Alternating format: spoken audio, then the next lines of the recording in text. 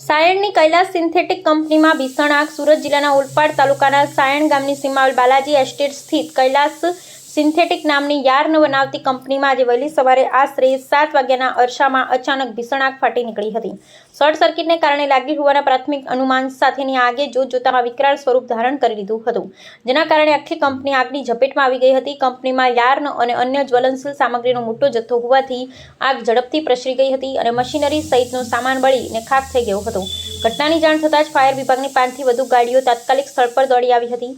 Fire ફાઇટરોએ પાણી અને ફોર્મનો સતત મારો ચલાવી ભારે જહેમત બાદ અંદાજે 4 કલાકમાં આગ પર સંપૂર્ણ કાબૂ મેળવ્યો હતો.